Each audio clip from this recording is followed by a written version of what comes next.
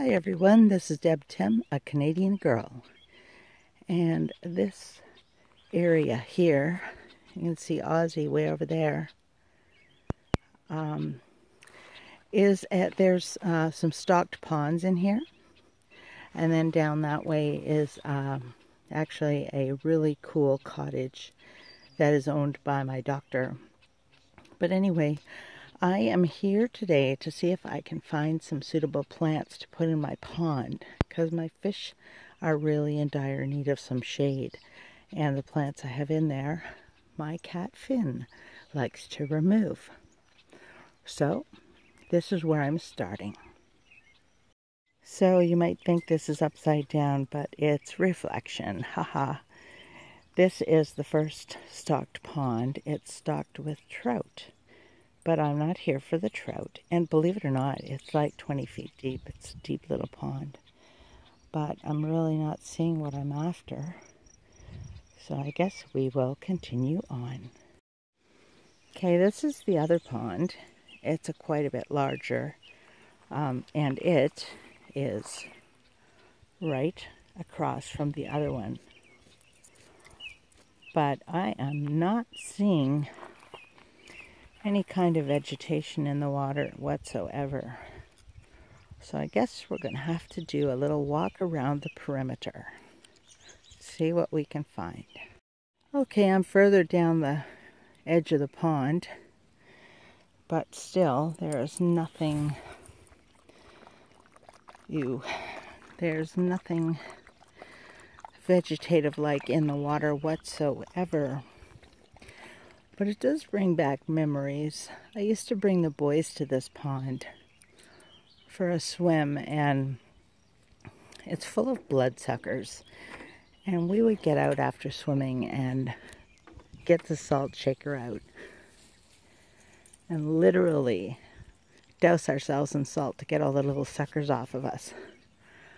We were just country folk, country kids having fun, and it didn't matter. But boy, there were a few times we brought a friend along, and of course we forgot to mention that part of the excursion. And we've had some pretty hilarious freaking out kids over bloodsuckers here. Okay, I guess I'm on to walk a little further. Okay, we've come another 100 yards down the side, and there's still no vegetation, so I think we're going to have to head to another spot. Now that all these feet are nice and wet for my car, wonderful. So we'll continue on. So this is our next stop, Morningdale Post Office, 1853. John Nicklin, JP Postmaster. And that is the Dunbar cabin. That was one of the first settlers that settled in this area. It's pretty cool. You can't go in anymore, but it's awesome inside. It's got a loft, and it's got like lots of old, pots and lanterns hanging, and rocking chairs, and an old table, and the fireplace is like this giant stone cavern with a swing pot in it. It's awesome. So we're on from here. So this is the front of the cabin. Obviously it's been updated. It's got bars on the windows, but check out these awesome chairs. Cool, eh? And of course the water pump. We had a water pump in our last house. It's funny living in a small town. Most people are on their own on town water, but we had our own well, and it was pretty cool because our house was situated right above an underwater river, so we had ice cold fresh water. We actually hooked up to the town and just used the well water for watering plants and stuff, but it was neat just having one. Check out these pine trees and all these pine cones.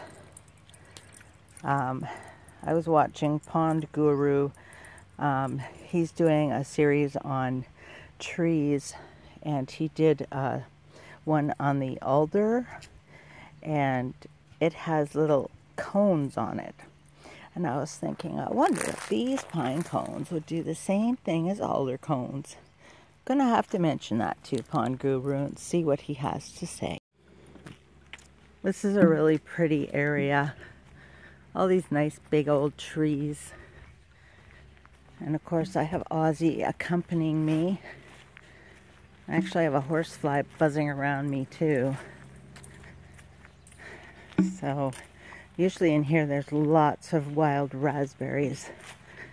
My raspberries are just loaded, so I'm sure it's going to be a good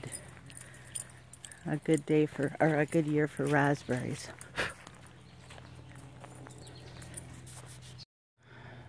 This is one of our big old gnarly maple trees here in Canada.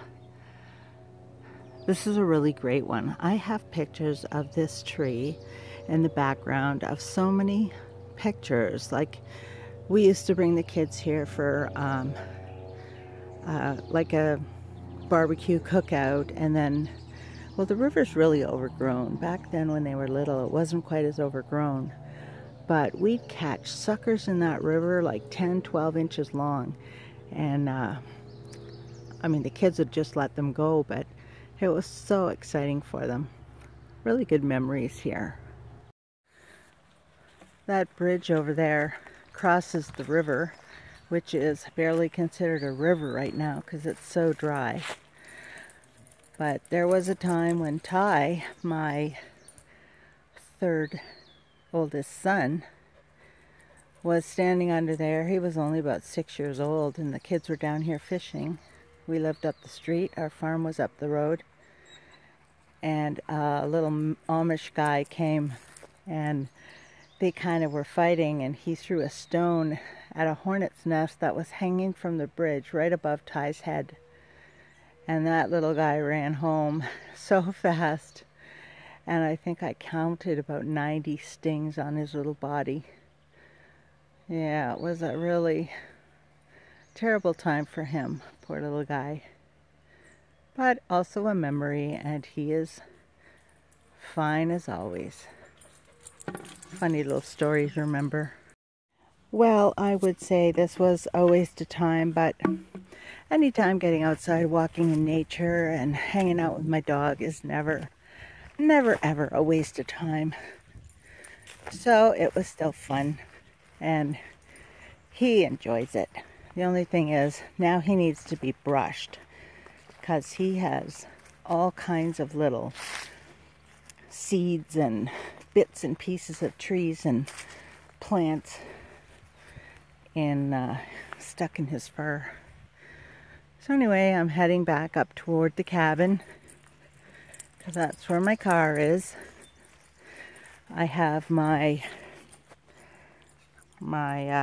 three-pronger and my very empty bucket. I could fill it full of pine cones and send them to Pond Guru, let him make some tea. But oh well, look at Ozzy, he's still running around. That's good. I had a lousy night last night, so I think I might just crash for an hour when I get home. Anyway, I guess this will wrap up this disappointing excursion. Hopefully next time I will have something better to report. So I'm back from my hike, and I emptied out my pack, and I just want to show you this pack because it is really awesome, and I would be lost without it. It's little, lightweight, really comfortable to carry. It's got, it's called a Camelback. See? It's got awesome pads for your back. It's got the extra straps. It's got a few little pockets for your little doodads. And then this is the best. This is a hydration pack. It's 3 liters. So before I go on a hike, the night before, I usually put about a half a liter in the bottom and freeze it so that I've got good cold water. Then this is a little first aid kit. I don't go anywhere without chapstick and dental floss. It's just me. Toilet paper, just in case. You never know. Might have a runny nose. Then my gloves. Puppy poop bags. Very, very important. Bug spray. Granola bar. Or some sort of energy snack. For after using the toilet paper. This is a hand sanitizer. Then I've got my flashlight, pocket knife, my watch, and it's got a compass on it as well. And then I usually have a couple of bags for stuff I collect. So anyway, I had a good hike. It was fun. It was a beautiful day, but it really didn't pan out to anything more than a nice hike. So this is Deb Tim signing out. I hope you had a great day, and I'll be talking to you soon. Bye.